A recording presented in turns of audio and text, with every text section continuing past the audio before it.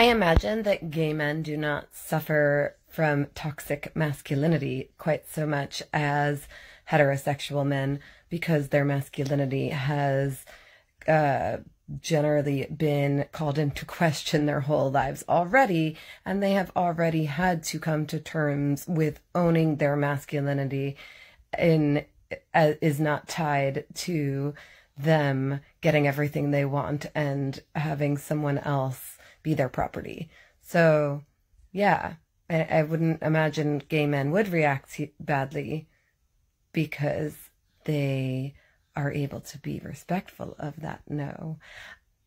Again, I your experience with women's your experience.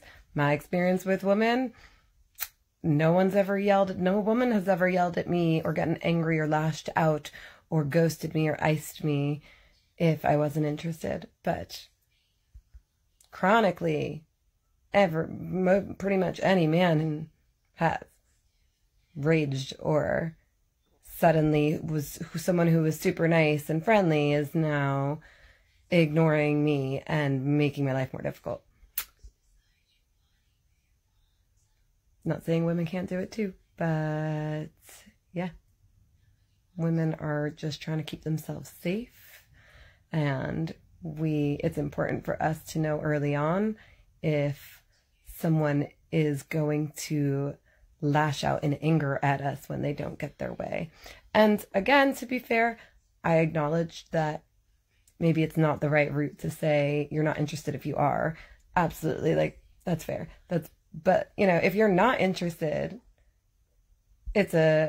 or if you're just not dating, and you are honest to say, hey, like I'm not dating right now, but I'd love to be friends.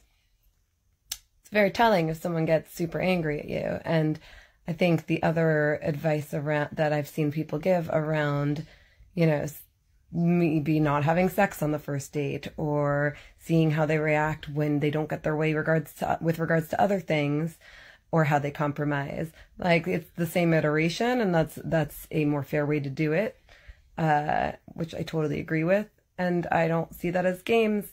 I think that women perpetually live in a state of being on guard with men because we can't have a friendly conversation with most men without them thinking that we are into them or willing to be, or that there's a chance. Like, we've been trained by men in that. I don't know. Anyone else? What do you think?